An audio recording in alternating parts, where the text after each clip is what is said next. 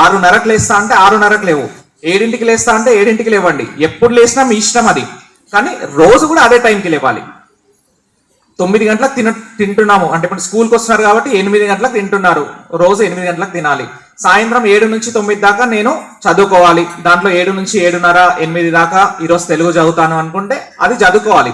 So ఆ రొటీన్ని మనం ఎప్పుడైతే ఏర్పాటు చేసుకుంటామో, సో ఆ రొటీన్ ఏర్పాటు చేసుకోవడంలో నీ స్మార్ట్ వర్క్ ఉండాలి, అది నీ విల్లింగ్ తోనే చేయాలి. బట్ ఒక్కసారి ఆ రొటీన్ మనం అలవాటు చేసుకున్నాక ఆ టైంకి వాల్యూ ఇస్తూ వాటికి కరెక్ట్గా సక్రమంగా పాటిస్తే మంచి సక్సెస్ చేస్తారు.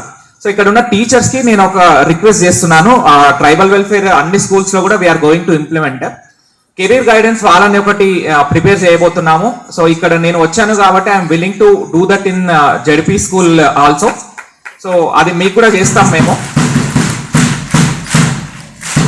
సో నేను ఏ స్కూల్కి వెళ్ళినా కూడా మీరు ఎట్లా చదువుతున్నారు, మీ ఎస్ఎస్సి ప్రిపరేషన్ ఎట్లా అవుతుంది, ఎంతమంది 10/10లు తెస్తారు, ఎంతమంది ఇట్లాంటి క్వశ్చన్స్ చాలా తక్కువ అడుగుతాను. ఏ పిల్లల దగ్గరైనా పోయినా 8th, 9th, 10th పిల్లల్లో ఖచ్చితంగా నేను అడిగేది మీ గోల్ ఏంటి, అంటే మీరు పెద్దగా అయినాక ఏమవుదాం అనుకుంటున్నారు. స్కూల్లో ఒక 50 మంది ఆ క్లాస్లో పిల్లలు ఉన్నారంటే 30 మంది పిల్లలు ఆన్సర్ చెప్పారు. ఒక 20 మంది పిల్లలకు తెలుస్తుండొచ్చు, అందులో ఒక 10 మంది క్లారిటీగా చెప్తారు నేను డాక్టర్ అవుదాం అనుకుంటున్నాను, పోలీస్ అవుదాం. 6:30కి లేస్తా అంటే 6:30కి లేవు, 7ంటికి లేస్తా అంటే 7ంటికి లేవండి. ఎప్పుడు లేసినా మీ ఇష్టం అది, కానీ రోజు కూడా అదే టైంకి లేవాలి. 9 గంటలకు తింటున్నాము అంటే ఇప్పుడు స్కూల్కి వస్తున్నారు కాబట్టి 8 గంటలకు తింటున్నారు, రోజు 8 గంటలకు తినాలి. సాయంత్రం 7 నుంచి 9 దాకా నేను చదువుకోవాలి. దాంట్లో 7 నుంచి 7:30, 8 దాకా ఈరోజు తెలుగు చదువుతాను అనుకుంటే అది చదువుకోవాలి.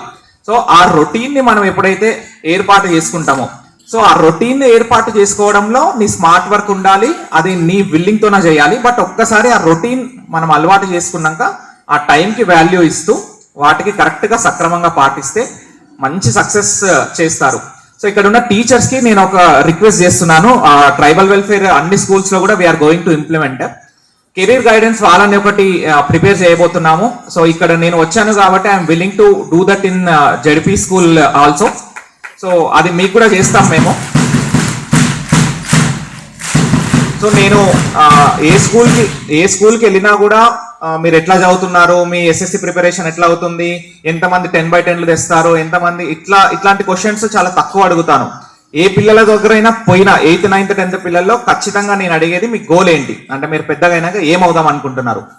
స్కూల్లో ఒక 50 మంది ఆ క్లాస్లో పిల్లలు ఉన్నారంటే 30 మంది పిల్లలు ఆన్సర్ చెప్పారు. ఒక 20 మంది పిల్లలకు తెలుస్తుండొచ్చు, అందులో ఒక 10 మంది క్లారిటీగా చెప్తారు నేను డాక్టర్ అవుదాం అనుకుంటున్నాను, పోలీస్ అవుదాం